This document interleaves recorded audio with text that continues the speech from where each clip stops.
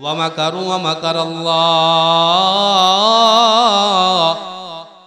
ওয়াল্লাহু খায়রুল মাকিরিন।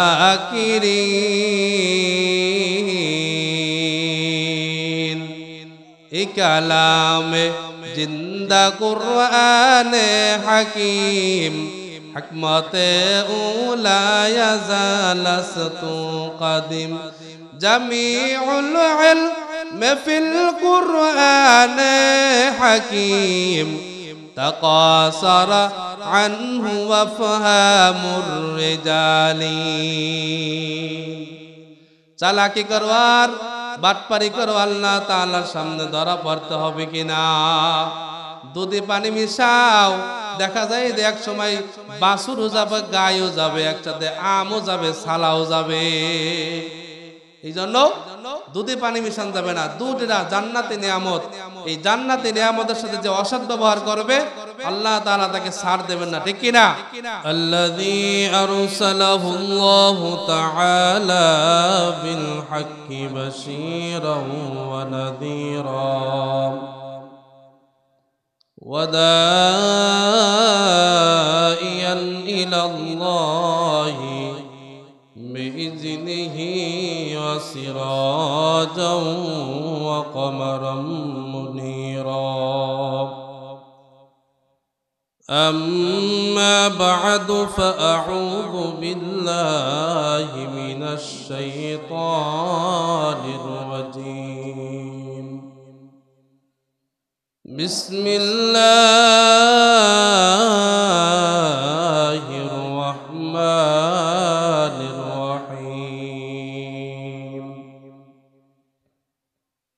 يا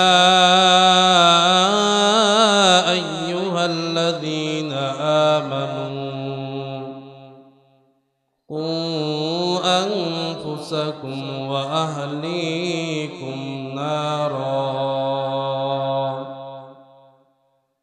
وقال تعالى وقضى ربك ألا تعبدوا إلا إياه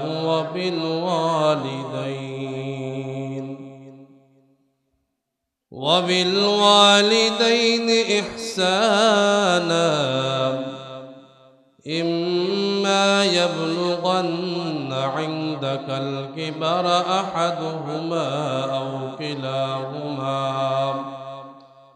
فلا تكن لهما أف ولا تنهرهما وقل لهما قولا كريما. وقال النبي صلى الله عليه وآله وسلم مروا أولادكم بالصلاة وهم أبناء 7 سنين واضربوهم عليها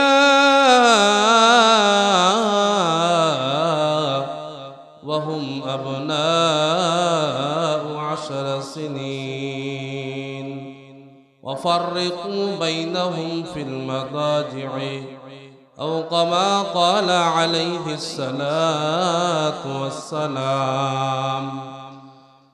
صدق الله المولانا العظيم وصدق رسوله النبي الكريم ونحن على ذلك لمن الشاهدين والشاكرين والذاكرين والحمد لله رب العالمين. شكرا درود شريف পড়ি. اللهم صل على محمد وعلى آل محمد كما صليت على إبراهيم وعلى آل إبراهيم إنك حميد مجيد. اللهم بارك على محمد وعلى آل محمد كما باركت على إبراهيم وعلى آل إبراهيم إنك حميد مجيد ذكر حكام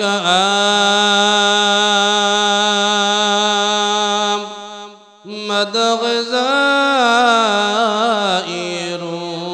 حرا مرحمة مد إيد المجروح لا إله إلا الله لا إله إلا الله أرزر لا إله إلا الله لا إله إلا الله لا إله إلا الله لا إله إلا الله لا إله إلا الله لا إله إلا الله لا إله إلا الله لا إله إلا الله আল্লাহ পাক রব্বুল আলামিন প্রত্যেকটা মানুষ বিবাহের পরে সন্তান দেন, ঠিক কিনা? 2 বছর 3 বছর হওয়ার পর প্রত্যেক একটা আশা ভরসা থাকে, এই সন্তান ইচ্ছা করলে কেউ নিতে পারে না, ঠিক কিনা? কত মানুষ 20 বছর 22 বছর 25 বছর হয়ে যায় সন্তান হয় না, আছে না নাই? আছে। আবার কেন মানুষ বিবাহের পর 1 বছর হইতে না হইতে সন্তান হয়ে যায়, কেউ চাইলে সন্তান নিতে পারে না। অনেকে 2-3 বছর হওয়ার পর বলে কি ভাই সন্তান নেবা না, আরো কয়দিন পরে নেব। সন্তান কি তুমি নেয়ার মালিক না আল্লাহ দেওয়ার মালিক? আল্লাহ দেওয়ার মালিক। কেউ চাইলে সন্তান নিতে পারেন, আল্লাহ না দিলেন। এই জন্য আল্লাহ রাব্বুল আলামিনও কোরআনে পাকের এক আয়াতে বলেন, ইয়াহাবু লিমান ইয়াশাউ ইনাসাও ওয়া ইয়াহাবু লিমান ইয়াশাউ যুকুর আও ইযাওযিদুহুম যুকরানা ওয়া ইনাসা। আল্লাহ রাব্বুল আলামিন এই আয়াতের ভিতরে ডাক দিয়ে বলেন, আল্লাহ পাক রব্বুল আলামিন যাকে ইচ্ছা তাকে ছেলে সন্তান দান করেন, কন্যা সন্তান দান করেন। যাকে ইচ্ছা আল্লাহ তাআলা পুত্র সন্তান দান করেন, যাকে ইচ্ছা আল্লাহ পাক রব্বুল আলামিন ছেলে মেয়ে উভয়টা দান করেন। আর যাকে ইচ্ছা আল্লাহ তাআলা তাকে বান্দা বানাই রাখেন, নিঃসন্তান বানাই রাখেন। আপনাদের এলাকায় দেখা যায় অনেকের শুধু ছেলে আছে মেয়ে নাই, আছে না নাই? মেয়ে আছে ছেলে নাই। আবার কালো ছেলে মেয়ে উভয়টা আছে, আর কাউকে আল্লাহ তাআলা ছেলেও দেয় না মেয়েও দেয় না, আছে না নাই? এটা কার হুকুম? আল্লাহর হুকুম। এই জন্য ভাইরা আমার, সন্তান এটা আল্লাহ তাআলার দান, আল্লাহ তাআলার অশেষ মেহেরবানি। এটা আল্লাহ তাআলা সবাইকে দান করেন না, কিন্তু আমরা এক শ্রেণীর লোক আছি যারা যখন 2-5 বছর সন্তান হয় না, এরপরে চলে যায় খাজার দরবারে, বাবার দরবারে, আছে না নাই? কোন পীর আমাকে সন্তান দিতে পারে না। সন্তান দেওয়ার মালিক একমাত্র কে? চিৎকার করে বলে আল্লাহ। ভাইরা আমার, এই জন্য সন্তান দুনিয়াতে আসবে, বিবাহ করব, আমারও দিন স্ত্রী আছে, সন্তান আছে, ছেলে মেয়ে আছে। আমি নিজেও জাহান্নাম থেকে বাঁচতে হবে, ছেলে মেয়েদেরকেও বাঁচাইতে হবে, ঠিক কিনা? সূরা তাহরিম আয়াত নাম্বার 6 আল্লাহ পাক রব্বুল আলামিন বলেন, ইয়া আইয়ুহাল্লাযীনা আমানু কু আনফুসাকুম ওয়া আহলিকুম নারা।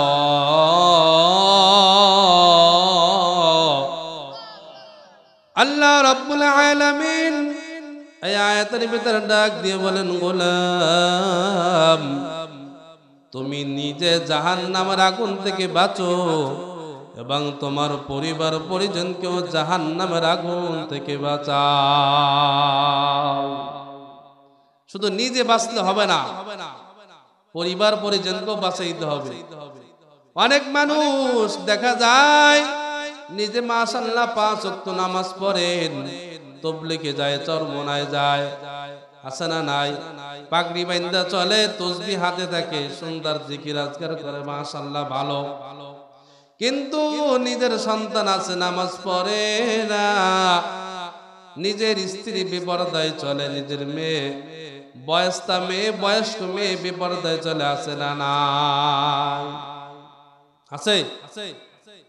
তাহলে আমি নিজে বাঁচলাম, সন্তানদেরকে তো বাঁচাইতে পারলাম না। এমনও সন্তান আছে 20 বছর বয়স, ফজরের নামাজের ওয়াক্ত কখন হয় সে নিজেও জানে না, মুরব্বি নিজেও ডাক লয় না, মসজিদে যাইয়া সুবহানাল্লাহ বলে একদম মসজিদ মাথায় লইছে একা একা। কিন্তু যে তোমার মেয়েটা বেপরদায়, তোমার স্ত্রী মার্কেট করে বেড়াইতেছে, তুমি এর কোনো খবর রাখো না, আছে না নাই? তাহলে নিজে বাঁচতে শুধু হবে না, আল্লাহ বলেন কু আনফুসাকুম ওয়া আহলিকুম নারা, নিজেও বাঁচবা, তোমার পরিবার পরিজনকেও বাঁচাবা। কেননা জাহান্নামের আগুন এত ভয়ঙ্কর, সহ্য করার ক্ষমতা কারো নাই। এই জন্য নিজেও বাঁচতে হবে, নিজের পরিবার পরিজনকেও বাঁচাইতে হবে। যার সন্তান নামাজ পড়ে না, মেয়ে বিপর্যয় চলে, বিবি বিপর্যয় চলে, নামাজ পড়ে না, এদেরকে বলা হয় দাইয়ুস। আদ-দাইয়ুস লা ইয়াদখুলুল জান্নাহ, দাইয়ুস কখনো জান্নাতে প্রবেশ করবে না, নাউজুবিল্লাহ। দাইয়ুস কাকে বলেন? পয়গম্বর আলাইহিস সালাতু ওয়াস সালাম এক হাদিসের ভিতরে বলেন, ক্বালা আন-নাবিয়্যু সাল্লাল্লাহু আলাইহি ওয়া আলিহি ওয়া সাল্লাম, সালাসাতুন ক্বাদ হাররামাল্লাহু আলাইহিমুল জান্নাহ, মুদমিনুল খামরি ওয়াল আক, আদ-দাইয়ুস আল্লাযী ইউকিররু ফি আহলিল কুবুস। পয়গম্বর আলাইহিস সালাতু ওয়াস সালাম বলেন, 3 শ্রেণীর লোকের জন্য আল্লাহ পাক রব্বুল আলামিন জান্নাত হারাম করেছেন, জাহান্নাম ওয়াজিব করেছেন, নাউজুবিল্লাহ। তার মধ্যে 1 নাম্বার মুদমিনুল খমর, নেশাখোর, মদখোর, গাঁজাখোর, হিরোইনখোর, ফেন্সিডিলখোর, এক কথায় নেশা জাতীয় যা কিছু আছে এইগুলা যারা সেবন করবে, এই সেবন করা অবস্থায় যদি এর থেকে তওবা না করিয়া মারা যায়, তাহলে পয়গম্বর বলেন এদের জন্য জান্নাত হারাম, জাহান্নাম ওয়াজিব, নাউজুবিল্লাহ। 2 নাম্বার ওয়াল আক, মা বাবার নাফরমান সন্তান, মা বাবার সঙ্গে কথা বলে না, মা বাবাকে মা বাবা বলিয়া ডাক দেয় না, আছে না নাই? মা বাবা গ্রামের কুড়ে ঘরের ভিতরে থাকে, আর ওই সন্তান বিবাহ করিয়া সুন্দরী বউ লইয়া ঢাকার বাড়িতে ফ্ল্যাট বাড়ি ভাড়া নিয়ে থাকে, আছে না নাই? এইরকম কুলাঙ্গার সন্তান তুমি যদি কাবা ঘরের ভিতরে যাইয়া হজ করো, উমরা করো, কাবা ঘরের ভিতরে যদি 10 বছরের থেকে আপনি বসো, হাজার হাজার হজ উমরা, তুমি শত শত হজ উমরা করতে পারো, তোমার 1 সেকেন্ডের ইবাদত আল্লাহ তাআলার দরবারে কবুল হবে না, যতক্ষণ পর্যন্ত তোমার মা বাবা তোমার উপর খুশি না থাকবেন, যতক্ষণ পর্যন্ত তুমি তোমার মা বাবাকে খুশি করতে না পারবা, ততক্ষণ পর্যন্ত তোমার ইবাদত আল্লাহ তাআলা কবুল করবে না। 3 নাম্বার আদ-দাইয়ুস আল্লাযী ইউকিররু ফি আহলিল কুবুস, ওই সমস্ত দাইয়ুস, যাদের দাইয়ুস কাকে বলা হয়, যাদের অধীনস্থদের মেয়েরা স্ত্রীরা, অর্থাৎ দাইয়ুস বলা হয় একজন বাবা। সে যদি তার মেয়েকে পর্দায় না চালায় তাহলে এই বাবা দাইয়ুস। আমি তার স্ত্রীকে বেপরদায় চালাই, পর্দা করাই না, সে দাইয়ুস। যে ভাই তার বোনকে পর্দা করায় না, বেপরদায় চালায়, সে দাইয়ুস।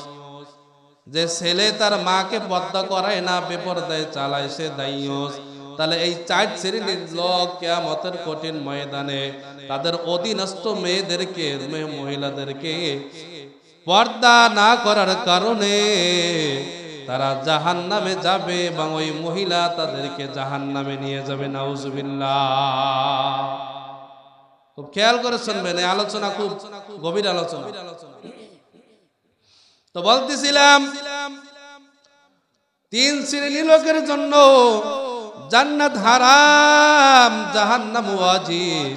তার ভিতরে 1 নাম্বার নেশাখোর, 2 নম্বরে মা বাবার নাফরমান সন্তান, 3 নম্বরে যাদের দাইয়ুস অর্থাৎ যাদের অধীনস্থ মহিলাদেরকে পর্দা করায় না।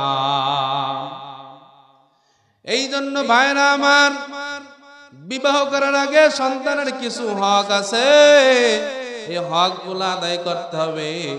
1 নম্বরে যারা বিবাহ করব, যেই সমস্ত পুরুষ অর্থাৎ যুবকরা এখনো বিবাহ করি নাই, তারা বিবাহ করার আগে কিছু দিক লক্ষ্য করতে হবে। পয়গম্বর আলাইহিস সালাতু ওয়াস সালাম বলেন, বিবাহ করার আগে তোমরা 4টা দিক তাকাইয়ে বিবাহ করবা। পয়গম্বর আলাইহিস সালাতু ওয়াস সালাম বুখারী শরীফের 5090 নম্বর হাদিসের বর্ণনায় বলেন, قال النبي صلى الله عليه وآله وسلم تنكح المرأة لأربعين لمالها ولحسابها ولجمالها ولدينها فاصبر بذات الدين تربت يداك। পয়গম্বর আলাইহিস সালাতু ওয়াস সালাম বলেন, ও আমার উম্মতের দল, খুব খেয়াল করিয়া তোমরা শোনো, তোমরা যখন বিবাহ করবা, বিবাহ করার আগে একটা মেয়ের 4টা দিক তাকাইয়া বিবাহ করবা। 1 নাম্বার তার সৌন্দর্য দেখে তোমরা বিবাহ করবা। 2 নম্বরে তার মাল দেখে বিবাহ করবা। 3 নম্বরে তার বংশ পরিচয় দেখে বিবাহ করবা। 4 নম্বর ওয়ালিদিনিহা, দিনদারিত্ব দেখে বিবাহ করবা।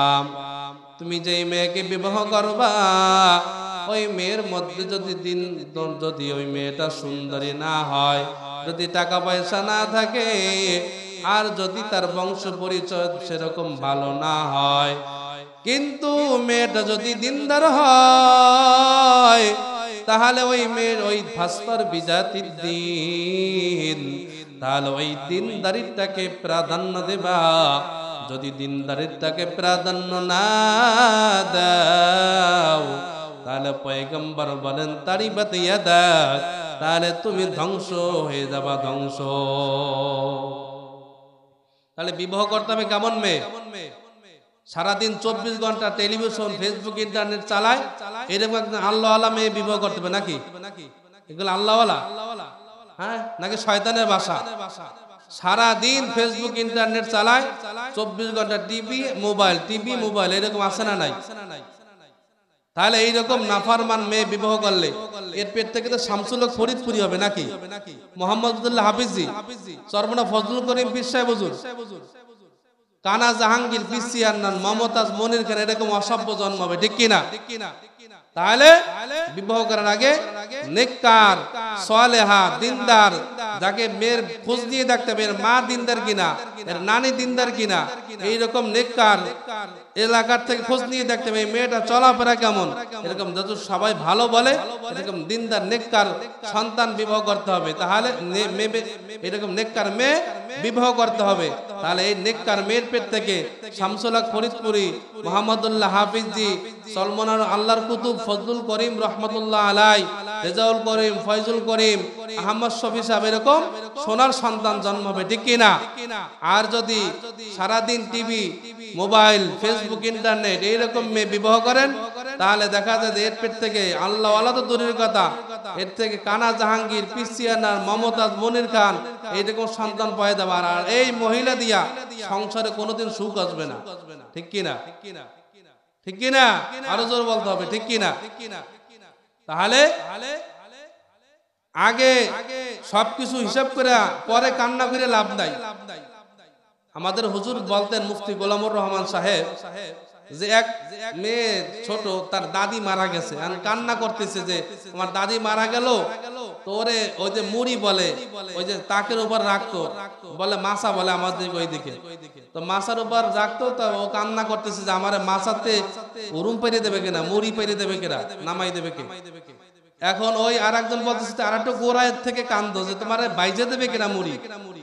তা আমরা সন্তান খারাপ, হুজুর সন্তান খারাপ কথা শোনে না, সন্তানের দোষ না, আরো গোড়ার থেকে কান্না করতে হবে আমার স্ত্রী দিনদার কিনা, ঠিক কিনা? স্ত্রী যদি দিনদার হয়, নেককার হয়, সালেহা হয়, আবেদা হয়, তাহলে এই নেক স্ত্রীর পেট থেকে, নেক কন্যা সন্তানের পেট থেকে, কন্যা নেক মহিলার পেট থেকে নেককার সন্তানের আশা করা যায়, ঠিক কিনা? আর যে মহিলাগুলা সারাদিন এই বাজার ওই বাজার, রোজার মাস আসলে রোজা তো রয় না, আমুয়া যায় বাজারে, আমুও পছন্দ না হলে কাঠালিয়া, এখান থেকে রাজাপুর, এরপর রাজাপুর পছন্দ জালুঘাটে, এরপর ঢাকা চলে যায়, আছে না নাই? হ্যাঁ, তাহলে এই সমস্ত অবৈধ বা এই সমস্ত খারাপ মহিলার থেকে সুন্দর সন্তানের, ভালো সন্তান আশা করা যায় না। ভালো গাছ লাগাইতে পারলে ভালো ফল খাওয়ার আশা করা যায়। তেঁতুল গাছ লাগাইয়া যদি আপনি ওই যে বৈশাখ মাসে, জ্যৈষ্ঠ মাসে যদি বলেন আল্লাহ এই তেঁতুল গাছ থেকে একটু ফজলি আম দাও, তাহলে হবে? হবে? আপনি ফজলি আম গাছ লাগাইয়া তার বলবেন আল্লাহ যেন ফজলি আম পাই জ্যৈষ্ঠ মাসে। তাহলে এই জন্য ভাইয়েরা আমার, নেককার সন্তান পাইতে হইলে নেককার স্ত্রী, নেককার মেয়ে বিবাহ করতে হবে। আর যারা বিবাহ করছে তারা বেশি বেশি দোয়া করবে, আল্লাহ আমার রব্বানা হাবলানা মিন আজওয়াজিনা ওয়া যুররিয়াতিনা কুররাতা আ'য়ুন ওয়াজআলনা লিল মুত্তাকিনা ইমামা। আয় আল্লাহ, আমার সন্তান স্ত্রীর থেকে আমার চক্ষু যেন শীতল হয়। যারা বিবাহ করি নাই যুবক ভাই, এই দোয়া বেশি বেশি পড়বেন। যারা বিবাহ করে ফেলাইছি তারাও এই দোয়া বেশি বেশি পড়বেন। এই জন্য ভাইরা আমার, নেককার সন্তান পাইতে হইলে নেককার মা লাগবে। একটা ঘটনা শোনাই, মুঈনুদ্দিন চিশতি রহমাতুল্লাহি আলাইহি, নাম শুনছেন কিনা? মুঈনুদ্দিন চিশতি রহমাতুল্লাহি আলাইহি, তিনি একদিন মায়ের কাছে এসে বলতেছেন, ওগো মা, আমি যখন রাস্তাঘাটে হাঁটি, বয়ান বক্তৃতা করি বিভিন্ন মঞ্চে, আমার কথা শুনিয়া বিভিন্ন মানুষ, হাজার হাজার মানুষ কালেমা পড়ে মুসলমান হয়, সুবহানাল্লাহ।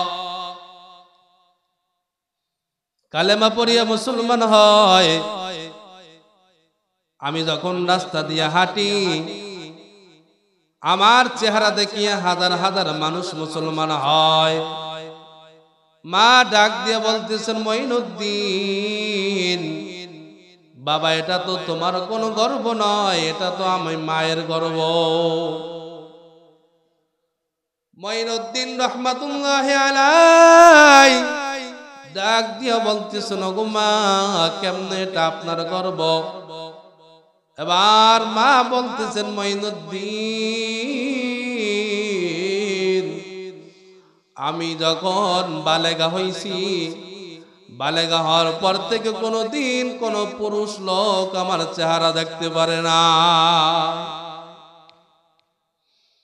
আমার যখন তোমার বাবার সঙ্গে বিবাহ হইছে, বিয়ের পর থেকে আমাকে কোনোদিন কোনো পুরুষ লোকে দেখতে পারে নাই।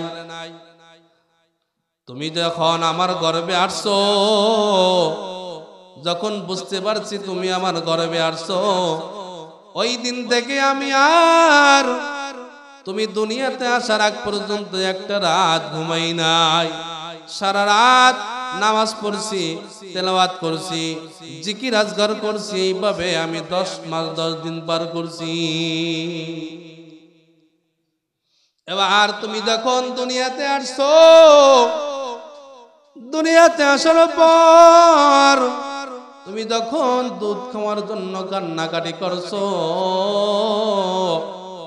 তখন সঙ্গে সঙ্গে আমি তোমাকে দুধ দেই নাই। কি করছি বলেন? সঙ্গে সঙ্গে আমি উযু করিয়া যদি শরীর পবিত্র থাকতো 2 রাকাত নফল নামাজ পড়ছি, এরপর তোমাকে দুধ খান পান করাইছি। আর যদি শরীর অপবিত্র থাকতো তাহলেও আমি ওযু করিয়া কোনদিন তোমাকে বিনা ওযুতে আমি মা 1 ফোঁটা দুধ পান করাই না। সুবহানাল্লাহ। তাহলে এমন যদি মা হয় তাহলে এমন নেককার সন্তান তো হবেই, ঠিক কিনা? আর মা যদি হয় কুয়াকাটা যায়, কক্সবাজার যায়, এই পার্কে ও পার্কে, পয়পুর কোনো পুরুষ দেখার বাঁচা নাই, অবাধে সবাই দেখতে আসে, তাহলে এর থেকে সন্তান হবে? হ্যাঁ, নেককার মা দরকার। নেককার মায়ের পেট থেকে নেককার সন্তান হবে। ওরকম বাবাও নেককার হওয়া লাগবে। বাবাও, এক কথায় সন্তান যদি নেককার পাইতে হয়, মা বাবা উভয়ই নেককার হইতে হবে, ঠিক কিনা? আর একটা ঘটনা শোনাই। খলিফাতুল মুসলিমিন হযরত ওমর রাদিয়াল্লাহু তাআলা আনহু, তিনি যখন খলিফাতুল মুসলিমিন ছিলেন তখন তিনি ছদ্মবেশে ঘুরে ফিরে বেড়াইতেন। হঠাৎ করে একদিন তিনি রাত্রেবেলা ঘুরতেছেন, ঘুরতে ঘুরতে একটা পাহাড়ের পাদদেশে গেলেন। যাওয়ার পর তিনি দেখলেন একটা কুঁড়ে ঘরের ভিতর টিপ টিপ করিয়া বাতি জ্বলতেছেন। তার সন্দেহ বেড়ে গেলেন। কিছু দূর যাওয়ার পর দেখলেন তিনি বেড়া থেকে হুকি মেরে দেখলেন মা এবং মেয়ে 2 জন কথা বলতেছেন। এবার মা বলতেছেন মেয়েকে যে কালকে তো আমাদের দুধ একটু বেশি লাগবে, আমাদের ছাগলে যেই দুধ হয় এই দুধে তো আমাদের হবে না।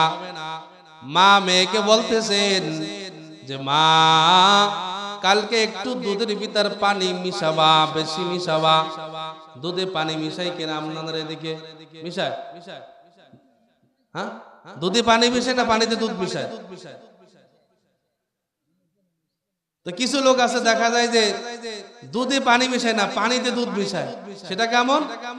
বলে দুধ গ্রহণ করার আগে ওই যে বালতিতে পানি নিয়ে এর ভিতর দুধ দোয়ায়, তাহলে দুধে পানি মিশাইতে হুজুরা নিষেধ করছে, এবার পানিতে দুধ মিশায়। ওয়া মাকারু ওয়া মাকারাল্লাহ ওয়াল্লাহু খায়রুল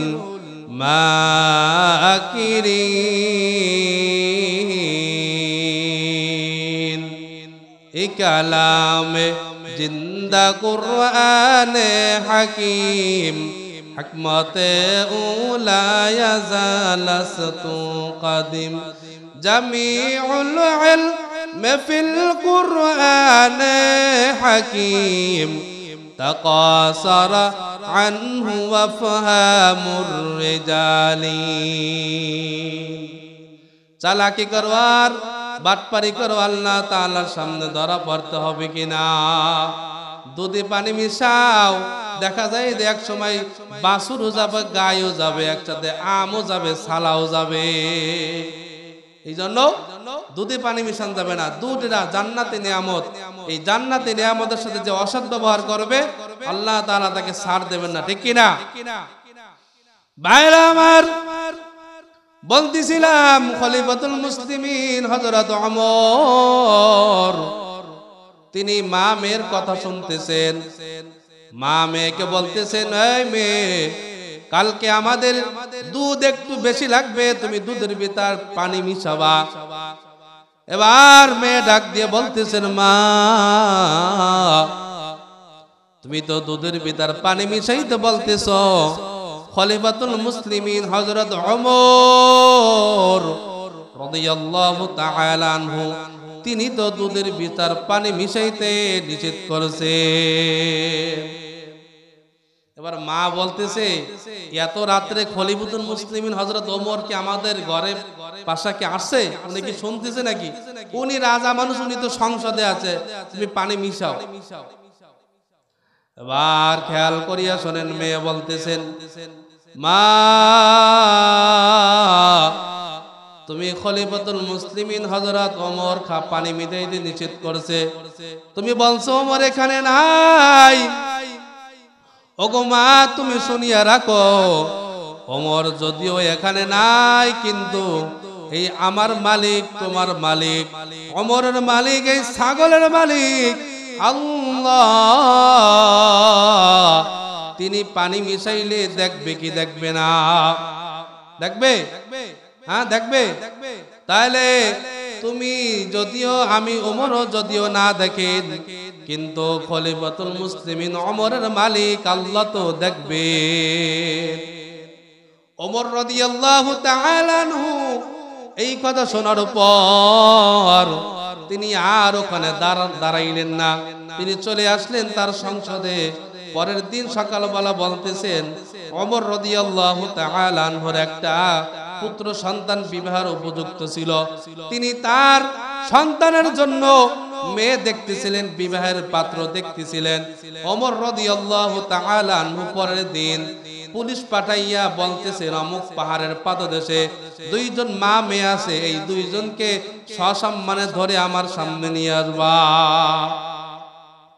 পরের দিন ওমর রাদিয়াল্লাহু তাআলা আনহু পুলিশ পাঠাইলেন। তখন পুলিশের আইজি ছিল মুখতার রাদিয়াল্লাহু তাআলা আনহু। সর্বপ্রথম পুলিশ বাহিনীর আইজি মুখতার রাদিয়াল্লাহু তাআলা আনহু। এবার ওই পুলিশ যখন ওই দুই মহিলার ঘরের কাছে গেছেন, এবার বেড়ার ফাঁক দিয়ে চেয়ে দেখতেছেন পুলিশ আসছে। এবার মেয়ে বলতেছেন মা তুমি তো বলছো দুধে পানি মিশাইতে নিষেধ, যে সমস্যা না ওমর দেখবে না, এই যে আজকে রাত্রে আমরা দুধে পানি মিশাইতে তুমি বলছো, এই দেখো পুলিশ চলে আসে, আমাকে দুই মায়ের পরে আজকে উপায় নাই, দুই মাইজির আজকে উপায় নাই, আজকে খবর আছে দুই মা মেয়ের।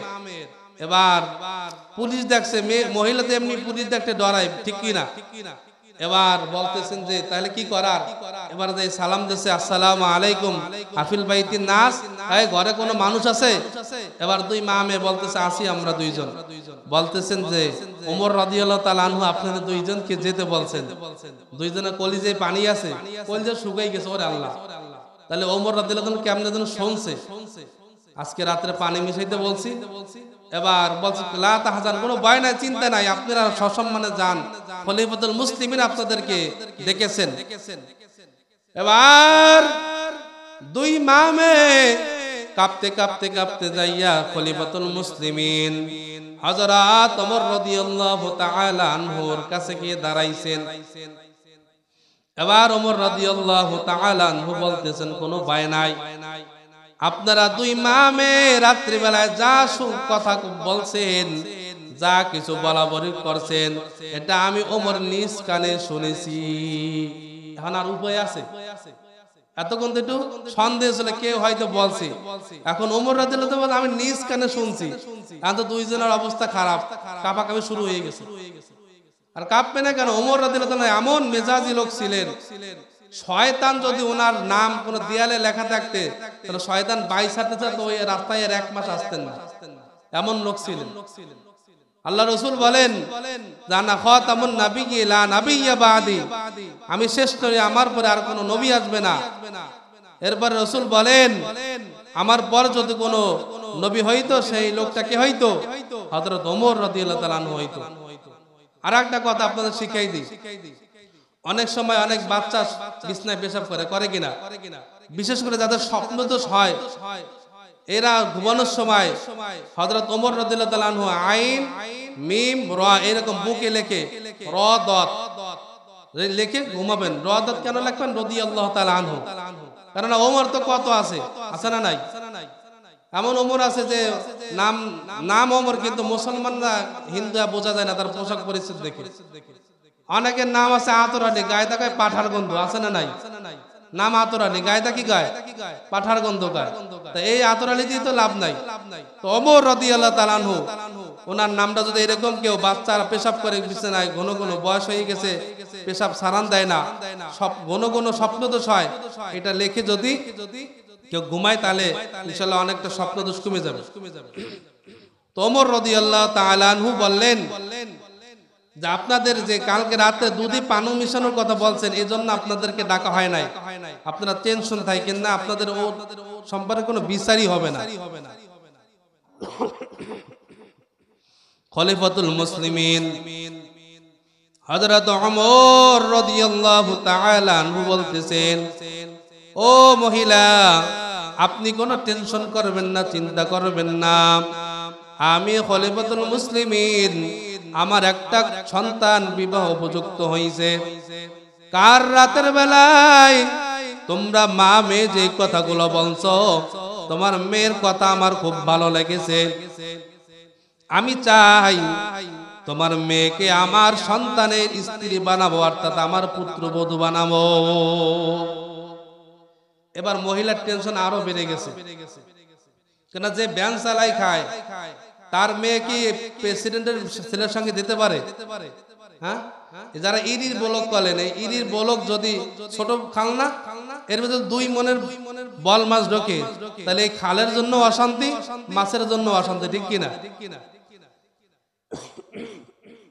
এবার খলিফাতুল মুসলিমিন কে বলতেছেন, ওই মহিলা, ও খলিফাতুল মুসলিমিন, আমি আমার একটা ছাগল আছে, আমি ছাগলের রাখাল নেই, আপনি হইলেন একজন প্রেসিডেন্ট, অর্ধ পৃথিবীর শাসন ক্ষমতা আপনার হাতে, আপনার ছেলের সঙ্গে আমার মেয়ের বিবাহ হবে, এটা তো মানানো যায় না।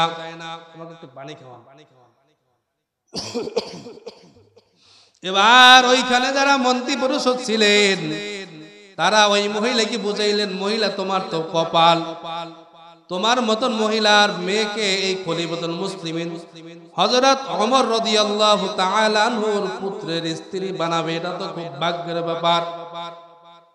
মহিলা রাজি হয়ে গেলেন, একবার যায় বিবাহ হয়ে গেল।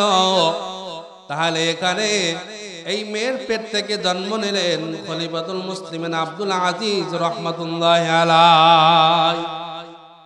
তেনার শাসনও খুব ভালো ছিলেন, তিনি বড় আল্লাহওয়ালা, খুব বড় আলেম ছিলেন।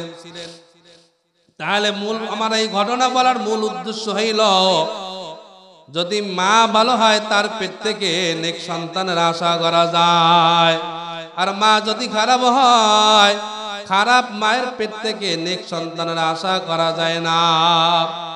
ভাইরা আমার, এই জন্য বিবাহ করতে হবে একদম দেখে শুনে, নেককার স্ত্রী, নেককার, যদি গরিব হয় সমস্যা নাই, কালো হয় সমস্যা নাই, এই কালো মায়ের পেট থেকে, গরিব মায়ের পেট থেকে আল্লাহ পাক রব্বুল আলামিন দেখা যাবে এক সময় সোনার সন্তান বের করবে।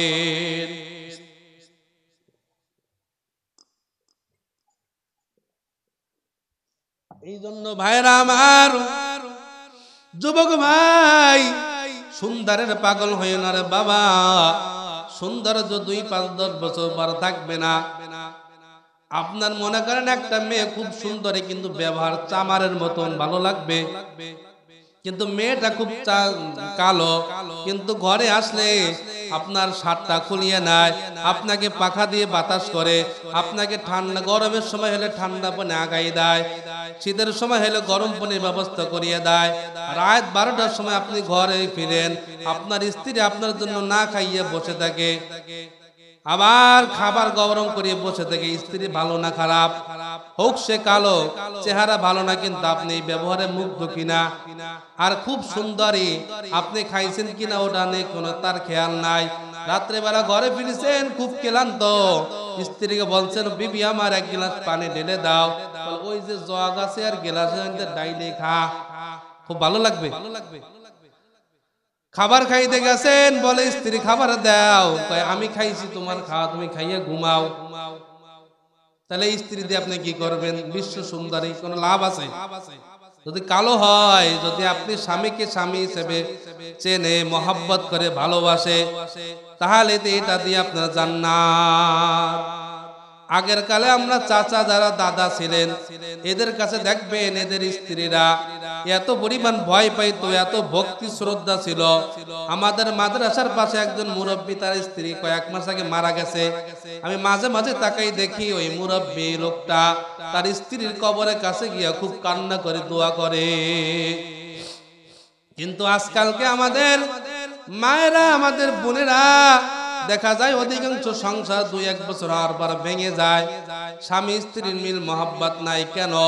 স্বামী স্ত্রীর বুঝে না, স্ত্রীও স্বামীকে বুঝতে চায় না। এই জন্য ভাইরা আমার, মা বোনেরা খুব খেয়াল করিয়া শুনবেন, স্বামী আপনার একটা দামি এক সম্পদ। আপনি বিবাহের পর যদি তালাক হওয়ার পর আপনি বাবার বাড়ি 2 মাস গিয়ে থেকে দেখেন আপনার বাবার বাড়িটা আপনার জন্য জাহান্নাম। ঠিক কিনা? আপনার বিবাহের পর আপনার ভালোবাসা হবে, আপনার স্বামী যদি ভালো অবস্থানে থাকে তাহলে দেখবেন আপনার বাবার বাড়ির থেকে আপনাকে খুব ভালো জানে। কিন্তু তালাক খাইয়া বাবার বাড়ি 2-6 মাস আসিয়ে দেখেন, ভাইয়ের বউতে কথা শোনাবে, ভাইরা কথা শোনাবে, মা কথা শোনাবে, বাবা কথা শোনাবে। ঠিক কিনা? বলবে তুই সংসারে মিলতাল দিয়ে থাকতে পারিস না, তোরও দোষ আছে, বলবে কিনা? এই জন্য মা বোনেরা, পয়গম্বর বলেন, আমি আল্লাহর পর যদি কোন মানুষকে সিজদা দেওয়ার আদেশ করতাম তাহলে প্রত্যেকটা নারীকে বলতাম তার স্বামীর পায়ে সিজদা করতে। এই জন্য মা বোনেরা আমার, স্বামী এক দামি এক সম্পদ। এই স্বামী মরিয়ে গেলে তখন স্বামীর কদর বুঝিয়ে আসবে। তাহলে 1 নাম্বার বলতেছিলাম, ভালো মার ব্যবস্থা করা, সন্তান ভালো পাইতে হইলে। 2 নাম্বার, সন্তান জন্মের আগে আর একটা কাজ করতে হবে। বুখারী শরীফের 141 নম্বর হাদিসের বর্ণনা, ক্বালা নবী সাল্লাল্লাহু আলাইহি ওয়া আলিহি ওয়াসাল্লাম, পয়গম্বর আলাইহিস সালাতু ওয়াস সালাম বলেন, লাউ আন্না আহাদুকুম ইযা আতা ইমরাতাহু, যদি কোনো পুরুষ তার মহিলার কাছে একান্তে মিলিত হওয়ার ইচ্ছা পোষণ করে, তখন মিলিত হওয়ার আগে সে যেন এই দোয়াটা পড়ে, ক্বালা আল্লাহুম্মা জান্নিবিনিশ শাইতানা ওয়া জান্নিবিশ শাইতানা মা রাযাকতানা। পুরুষ এই দোয়াটা পড়বে, আল্লাহ তুমি আমাকে যে সন্তান দান করবা, এই সন্তানকে শয়তান থেকে দূরে রাখো, সুবহানাল্লাহ। তাহলে এই দোয়াটা আমরা অনেকেই জানি না। তাহলে ভাইরা আমার, 1 নাম্বার ভালো মা নির্বাচন করতে হবে। 2 নাম্বার, পিতা যখন স্বামী স্ত্রী একত্রিত মিলিত হওয়ার আগে এই দোয়া পড়তে হবে। এরপর খেয়াল রাখবেন, আল্লাহ আমাদেরকে যে সন্তান দান করবেন, এই সন্তান থেকে সন্তানের ভিতরে বরকত দান করেন এবং এই সন্তানকে শয়তান থেকে দূরে রাখেন। ভাইরা আমার, তাহলে সন্তান এটা আল্লাহ রাব্বুল আলামিনের এক বড় নিয়ামত। এটা যার খারাপ সে বোঝে সন্তান, তাহলে দুনিয়াতেও তার কেমন। আর সন্তান যদি নেককার হয়, তাহলে নেককার সন্তান দিয়া দুনিয়া আখিরাতের সফলতা অর্জন হয়। ভাইরা আমার, এই জন্য সন্তান জন্মের আগে 12টা, জন্মের পর 12টা হক আছে। পয়গম্বর বলেন, সন্তান জন্মগ্রহণ করার পর 12টা হক। 1 নাম্বার, কোন সন্তান যখন জন্মগ্রহণ করবে, জন্মগ্রহণ করার পর তার ডান কানে আজান দেবে, বাম কানে ইকামত। দলিল আবু দাউদ শরীফের 5105 নম্বর হাদিসের বর্ণনা। পয়গম্বরের এক সাহাবী ডাক দিয়ে বলেন, রাআইতু রাসূলুল্লাহ সাল্লাল্লাহু আলাইহি ওয়া আলিহি ওয়া সাল্লাম আযানা ফি উযুনিল হাসান ইবনে আলী হিনা ওয়ালাদাতহু ফাতিমাতু বিসসালাম। পয়গম্বরের সাহাবী ডাক দিয়ে বলতেছেন, আমি যখন দেখলাম ফাতেমা রাদিয়াল্লাহু তাআলা আনহু যখন তার সন্তান হাসানকে জন্ম দিলেন, তখন নবীজিকে দেখলাম, নবীজি মুয়াজ্জিন যখন নামাজের সময় যেমন আযান দেয় নবীকেও দেখলাম ওই রকম আযান দিতে। সুবহানাল্লাহ।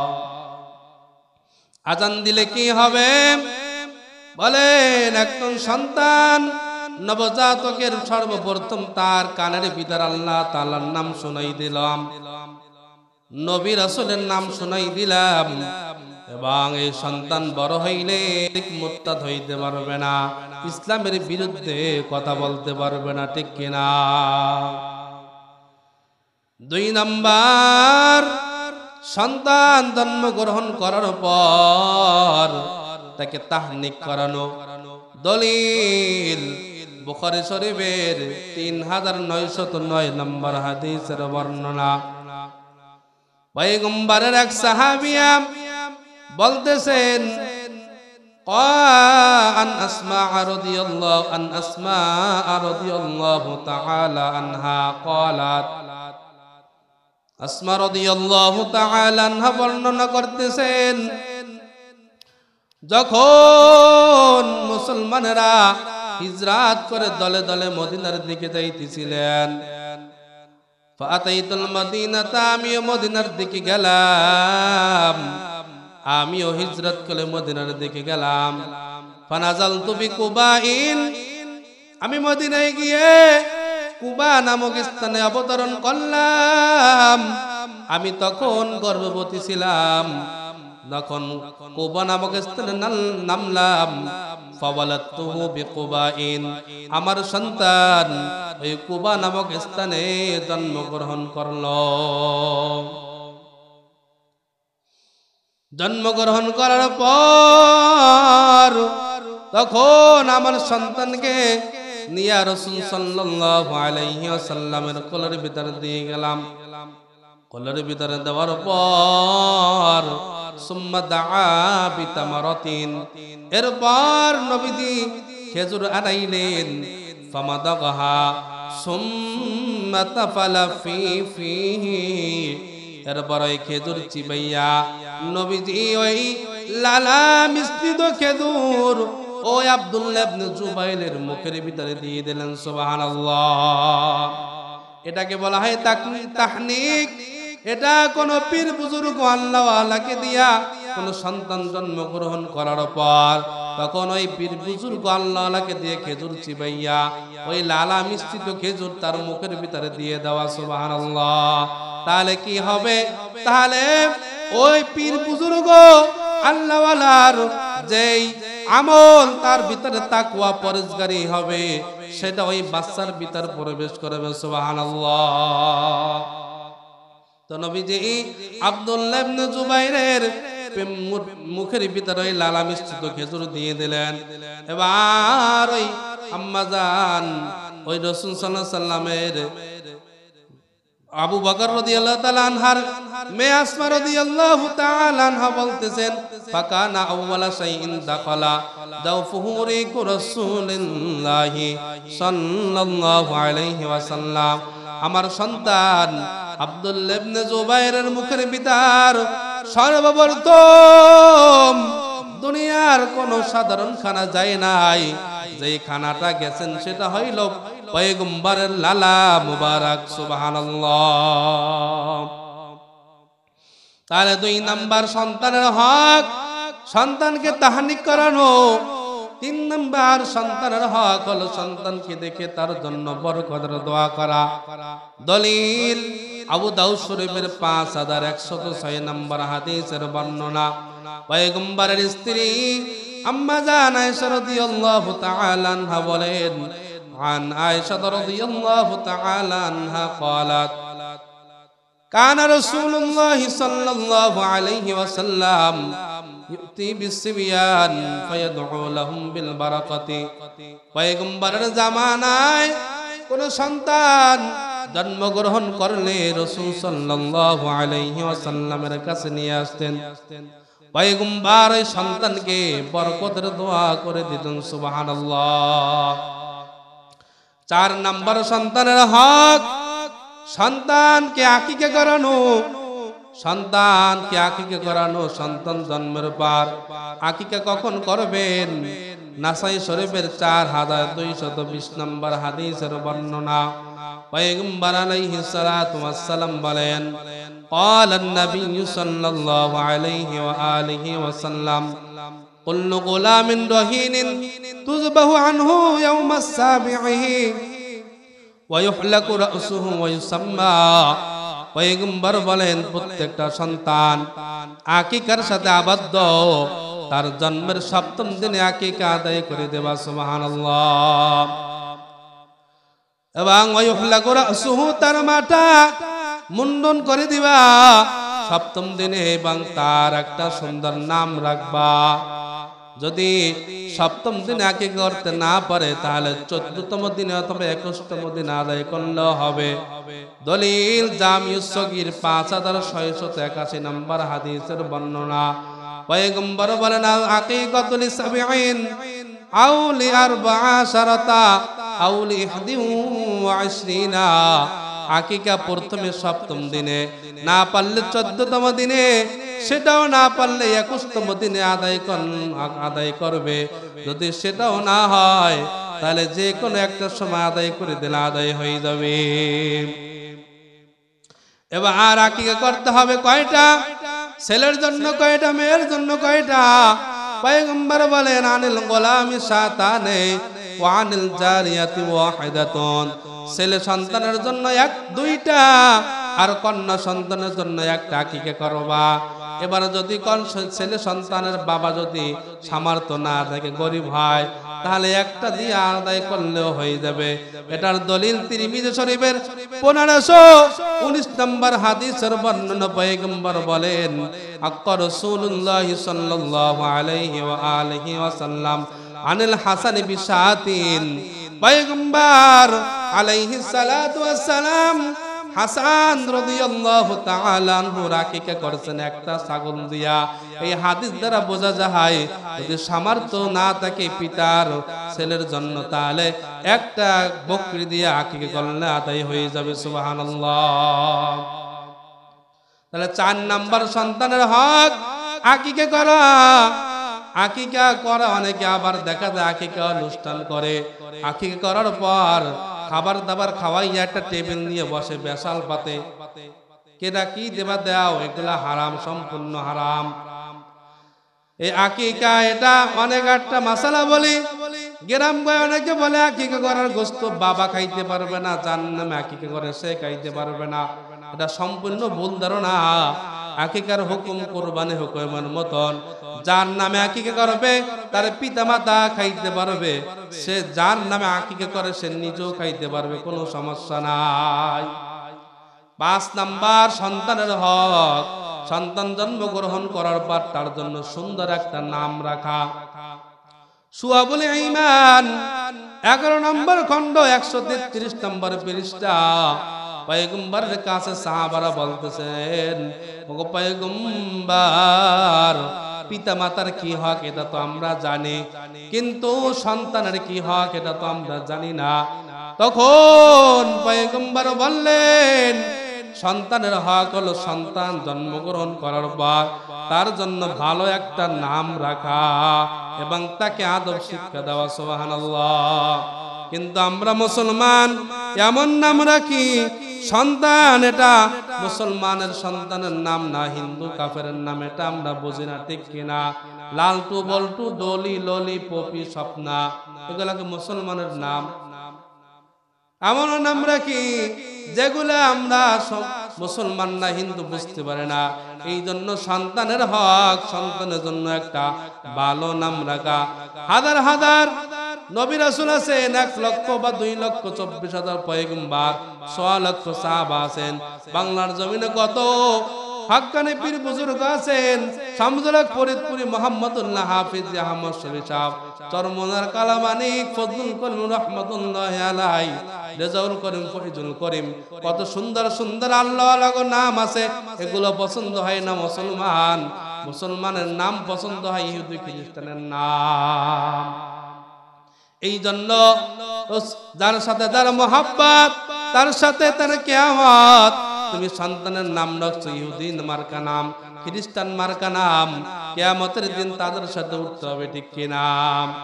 এই জন্য 5 নাম্বার সন্তানের হক, সন্তানের জন্য ভালো একটা নাম রাখা। 6 নাম্বার সন্তানের কে ঈমানি তরবিয়া শিক্ষা দেওয়া। আমি আয়াত পড়ছিলাম, কু আনফুসাকুম ওয়া আহলিকুম নারা, নিজেও বাঁচবা, নিজের পরিবার পরিজনকেও বাঁচাবা।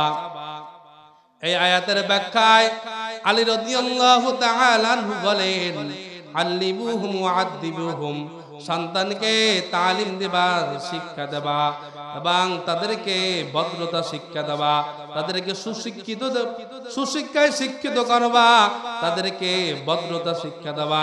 কারণ ভদ্রতা যদি শিক্ষা না দাও, সুশিক্ষায় শিক্ষিত না করো, তাহলে দেখা যাবে সন্তান বাবা মার গায়ে হাত তুলে, আছে না নাই? আছে। সন্তান উচ্চ শিক্ষিত, গাঁজা খাওয়ার জন্য বাবার গলায় রাইফেল ধরে, রান্দায় ধরে, আব্বাকে বলে আমাকে টাকা দে, গাঁজা খাবো, মদ খাবো, তাহলে এত শিক্ষিত। এই জন্য সুশিক্ষিত বানাইতে হবে। সুশিক্ষিত না বানাইলে বৃদ্ধ বয়সে বৃদ্ধাশ্রমে থাকতে হবে। এই তরবিয়াতের মধ্যে একটা উত্তম তরবিয়াত নামাজ শিক্ষা দেওয়া। পয়গম্বর আলাইহিস সালাতু ওয়াস সালাম বলেন, আবু দাউদ শরীফের 495 নম্বর হাদিসের বর্ণনা, পয়গম্বর বলেন, ক্বালান নাবিয়্যু সাল্লাল্লাহু আলাইহি ওয়া আলিহি ওয়া সাল্লাম, মুরু আওলাদাকুম বিস সালাতি ওয়া হুম আবনাউ 7 সিনিন আদরিবুহুম আলাইহা ওয়া হুম আবনাউ 10 সিনিন। পয়গম্বর বলেন, তোমাদের সন্তানের বয়স যখন 7 বছর হয়, তখন সন্তানকে নামাজের জন্য তরবিয়াত করো, নামাজ শিক্ষা দেওয়ার জন্য তাকিদ দিতে থাকো। আর যখন 10 বছর হয়, তখন সন্তান যদি নামাজ না পড়ে, তাহলে নামাজের জন্য প্রহার করো। কিন্তু আমরা অনেক মা বাবা আছি, মা যদি সন্তানকে নামাজের জন্য ডাকে, বাবা বলে থাক, ও ঘুমা, ওর বয়স কেবল 10-12 বছর, এখনো নামাজ পড়ার বয়স হয় নাই, বলে কি বলে না? কিন্তু সকালবেলা 8 বছরের 6 বছরের বাচ্চা কেজি স্কুলে যাওয়ার জন্য, প্রাইভেটে যাওয়ার জন্য ঘুম থেকে জাগে, গুতাইয়ে যত না ওঠে তাহলে ঠেইলা ঘুম থেকে জাগায়, আছে না নাই? আছে। তাহলে এই সন্তানকে খারাপ বানাইলো কে? মা বাবা খারাপ বানাইলো। এই সন্তান যখন বড় হবে, তাহলে কেমনে মা বাবার খেদমত বুঝবে? এবার সংক্ষেপ সময় বেশি শেষ আমার। 7 নাম্বার সন্তানকে আরেকটা হাদিস বলি এই ভিতরে। আল্লাহর রাসূল বলেন, এটাও বুখারী শরীফের 893 নম্বর হাদিসের বর্ণনা। পয়গম্বর বলেন, কুল্লুকুম রাঈন ওয়া কুল্লুকুম মাসউলান আন রাঈয়াতিহি, তোমরা প্রত্যেকে রাখাল, তোমাদের কিয়ামতের ময়দানে আল্লাহ পাক রব্বুল আলামিন জিজ্ঞেস করবে, বান্দা তোমার সন্তান বেপথে গেল, তোমার সন্তান নামাজ পড়ে নাই, রোজা রাখে নাই, এই সন্তানও বলবে কিয়ামতের ময়দানে, আল্লাহ আমার মা বাবা আমাকে নামাজের জন্য জাগায় নাই, দিন শেখায় নাই, মাদ্রাসায় পড়ায় নাই, আমাকে কোনো ভালো জায়গা নিয়ে যায় নাই, এই জন্য আমরা দিন শিখি নাই, এই জন্য আমি জাহান্নামে আসছি, আমাকে যে শাস্তি দিবেন, রব্বানা আতিহিম দিফাইন মিনাল আযাব, আমার থেকে ডবল শাস্তি আমার পিতামাতাকে দিবেন, নাউজুবিল্লাহ। 7 নম্বরে সন্তানকে কোরআন শেখানো। পয়গম্বর বলেন, দলিল বুখারী শরীফের, পয়গম্বর আলাইহিস সালাতু ওয়াস সালাম বলেন, বুখারী শরীফের 5027 নম্বর হাদিসের বর্ণনা। পয়গম্বর বলেন, খায়রুকুম মান তাআল্লামাল কুরআন ওয়া আল্লামা, পয়গম্বর বলেন, তোমাদের মধ্যে সর্বোত্তম ওই ব্যক্তি যে কোরআন মাঝে শিক্ষা করে এবং অপরকে শিক্ষা দেয়। তাহলে কোরআন শিখাইতে ছেলে মেয়েদেরকে রাজি আসি না নাই? আসি। কেননা আপনার সন্তান যদি আপনার জানাজা পড়ায়, এর থেকে ভাগ্য দুনিয়া তার কেউ নাই। আছে। এই জন্য সন্তানকে, যাদের সন্তান আছে না, মাদ্রাসায় পড়াবেন, দিন শিখাবেন, সন্তানকে না পারলে নাতি যারা আছে এদেরকে শিখাবেন। 8 নাম্বার সন্তানের একটা হক হলো, জায়গা জমি বন্টন করার সময় সব সন্তান ছেলে মেয়েদের মাঝে সমতা বন্টন করতে হবে। এক ছেলেকে রাস্তার পাশের জমি, আর এক ছেলেকে খালের পাশের জমি বা ওই বিলের ভিতরের জমি, এটা করা যাবে না। অথবা ছেলেদেরকে জমিগুলো ভাগ করিয়ে দিলেন, মেয়েদেরকে ঠকাইলেন, কিয়ামতের ময়দানে আপনার জবাবদিহি করা লাগবে। নবীদের একজন সাহাবী নবীর কাছে এসে বলতেছেন, ওগো পয়গম্বর, আমার সন্তান নোমানকে আমার এই জায়গা দিতেছে, আপনি সাক্ষী দেখেন। নবীজি বলতেছেন, তোমার সব সন্তানকে কি একই রকম দেশে? বলে না। তাহলে নবীজি বলেন, তাহলে আমি সাক্ষী থাকতে পারবো না। তুমি কি চাও যে তোমার সব সন্তান তোমার সাথে ভালো ব্যবহার করুক? সে বলল, অবশ্যই আমি চাই। তাহলে নবীজি বললেন, সকল সন্তান আমাদের সমানভাবে বন্টন করো। বা 9 নম্বর, সন্তান বিবাহের বয়স হয়ে গেলে বিবাহ করানো। রাসূল সাল্লাল্লাহু আলাইহি ওয়াসাল্লাম বলেন, শুআবুল ঈমান 11 নম্বর খণ্ড 137 নম্বর পৃষ্ঠা, নবীজি বলেন, যদি কোনো ব্যক্তির সন্তান জন্মগ্রহণ করে তাহলে ফালইহসিন ইসমাহু, তার একটা ভালো নাম রাখবা। ফাইদা বালাগার, যখন বালেগ হয়, ফালইউজাউইদাহু, তাকে বিবাহ করবা। এবার যদি বালেগ হওয়ার পর বিবাহ না করায়, বিবাহ না করানোর কারণে যে সমস্ত গুনাহ করবে, এই গুনাহগুলা পিতার উপরে বাড়তাবে, নাউজুবিল্লাহ। যদি বিবাহের সামর্থ্য না থাকে, বিবাহের বয়স হয়, তাহলে কি করবে? পয়গম্বর আলাইহিস সালাতু ওয়াস সালাম এটাও বলছেন, বুখারী শরীফের হাদিস। পয়গম্বর বলেন, ইয়া মাশারাশ শাবাব মান ইসতাতাআতা মিনকুমুল বাআতা ফালিয়াতাজাওয়াজ ফা ইন্নাহু আগাদ্দু লিল বাসারি ওয়া আহসানু লিল ফারাজি ওয়া মান লাম ইসতাতি' ফা আলাইহি বিস-সাওম ফা ইন্নাহু লাহু বিজাউন। পয়গম্বর বলেন, হে যুবক সম্প্রদায়, তোমাদের মধ্যে যাদের বিবাহের বয়স হয়েছে তারা বিবাহ করে নাও। বিবাহ করলে কি হবে? ভাই, বিবাহ করার পর তোমাদের চক্ষু ইবাদত হবে, তোমাদের লজ্জা স্থানের হেফাজত হবে। আর যাদের বিবাহের বয়স হয়েছে, যাদের সামর্থ্য না থাকে, তাহলে ফালাইহি বিস-সাওম, তোমরা থাকবা রোজা। ফা ইন্নাহু লাহু বিজাউন, আর রোজা থাকলে তোমরা সোজা হয়ে যাবা। রোজা থাকলে তখন আর ওই শারীরিক চাহিদা কমে যাবে, বিবাহের চাহিদা কমে যাবে। এই জন্য 9 নম্বর, সন্তানের বিবাহের বয়স হয়ে গেলে বিবাহ দেওয়া। 10 নম্বর, বিবাহের ক্ষেত্রে ছেলে মেয়ের মতামত নেওয়া। ছেলে মেয়ের মতামত নেওয়া। রাসূল সাল্লাল্লাহু আলাইহি ওয়াসাল্লামের কাছে একজন মেয়ে বলতেছেন, আমার আব্বা আমার কমতে আমার চাচাতো ভাইয়ের সাথে বিবাহ দিয়েছে, আমি রাজি না। এবার আম্মা জান আয়েশা বলেন, নবীজি আসা পর্যন্ত তুমি অপেক্ষা করো। নবীজি আসার পর তাকে জানাইলেন। এবার নবীজি তার বাবাকে ডেকে বললেন, ডেকে বলে কথা বললেন। এবার মেয়েকে বললেন, মেয়ে, তুমি যদি চাও তোমার এই বিবাহ রাখতে পারো, চাইলে তুমি ভেঙে দিতে পারো। এবার ওই মহিলা মেয়ে বলতেছেন, ওগো পয়গম্বর, আমার বাবা যেটা করছে আমি মেনে নিলাম, কিন্তু আমি চাই কিয়ামত পর্যন্ত মেয়ের যে একটা স্বাধীনতা আছে, মেয়েদের মতামত আছে, এটা যেন আপনি জারি করে দেন। সেই থেকে মেয়েদের মতামতের দরকার আছে।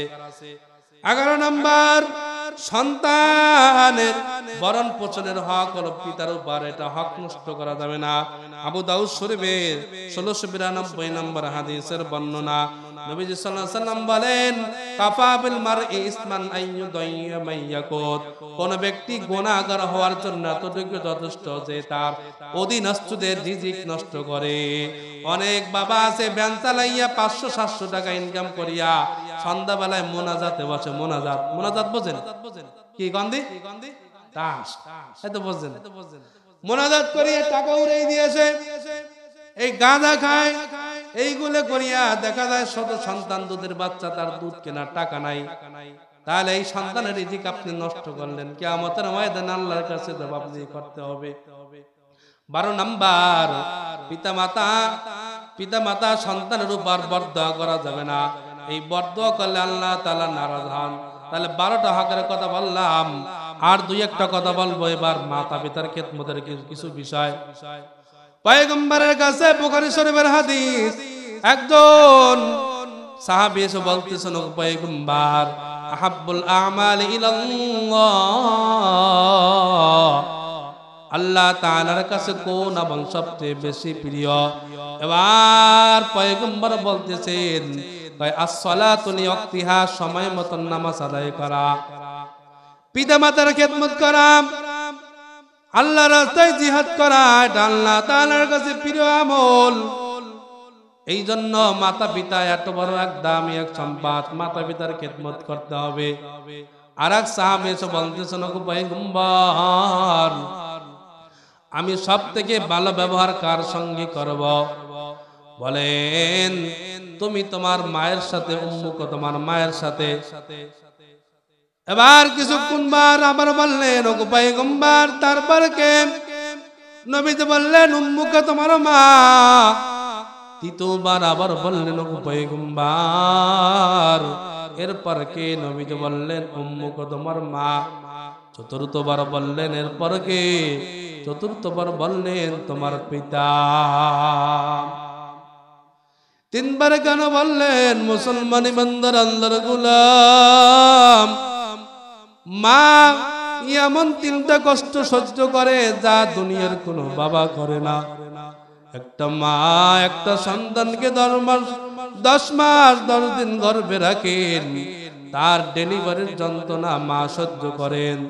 2-2.5 বছর বুকের দুধ মা পান করান, কোন বাবা পান করার নেই। তিনটা কষ্ট কোন বাবা সহ্য করে না, ঠিক কিনা? এই জন্য পয়গম্বর বললেন, মার মর্যাদা বাবার থেকে 3 গুণ বেশি। তারপর ভাইরা আমার, মা বাবা কত সন্তানের প্রতি মহব্বত।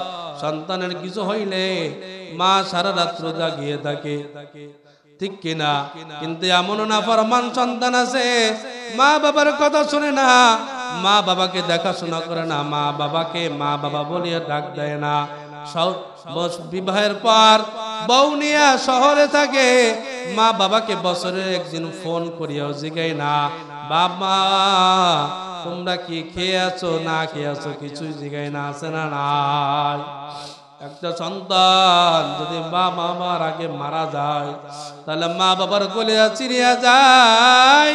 মুফাসসিরিন ইকরাম বলেন, কোন সন্তান যদি মা বাবার আগে মারা যায়, তাহলে মা বাবার জন্য ওই সন্তানকে গোসল করানো, দাফন করানো, জানাজা পড়ানো এটা জায়েজ আছে। আর এটা বাবা পারেও। সন্তান জন্মগ্রহণ করার পর যদি মারা যায়, বাবা সন্তানকে গোসল করাইতে পারে, দাফন করাইতে পারে। বাবা সন্তানের লাশ নিয়া কবরে নামিয়া সন্তানকে কবর দিয়ে আবার লাভ করে উঠে আসতে পারে। কিন্তু কোন মা এটা কোনোদিন পারে না। সন্তান মারা যাওয়ার পর সন্তানকে গোসল করাইতে কোনো মা পারে না। কোনো মা যদি সন্তানকে নিয়ে কবরে নামে, মা একটা চিৎকার মেরে ওই কবরে সন্তানের উপর পড়িয়া যাবে। কোন সন্তান, কোন মা সন্তানকে রাখিয়া ওই কবর থেকে উঠতে পারবে না। মুসলমান ইমানদার আল্লাহর গোলাম, মা বাবা তোমাকে 10 মাস 10 দিন গর্ভে রাখছেন। এই মা বাবার যদি এই মায়া হয় যে আল্লাহ তোমাকে আমাকে সৃষ্টি করেছেন, দেখার জন্য চক্ষু দান করেছেন, শোনার জন্য কান দান করছেন, খাওয়ার জন্য গাল দান করছেন, যে আল্লাহ তোমাকে আমাকে বানাইছেন, সেই আল্লাহর কত মায়া, সেই আল্লাহর কত দয়া, সেই আল্লাহর নাফরমানি আমরা করি মুসলমান।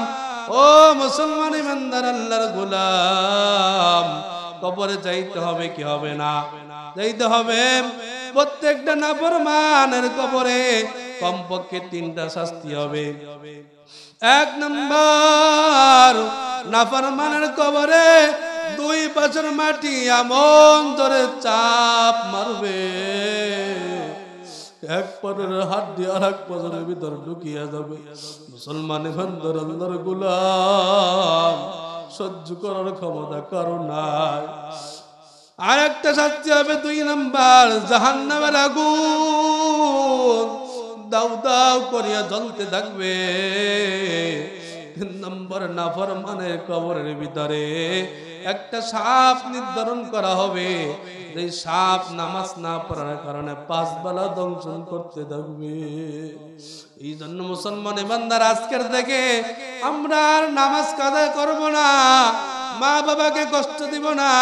যাদের মা বাবা নাই, যত সম্ভব মা বাবার কবরের কাছে দোয়া করব। সবসময় আল্লাহ তাআলার হুকুম আকাম মেনে চলবো, রাজি আছি না নাই? আল্লাহ তাআলা আমাদের সবাইকে কবুল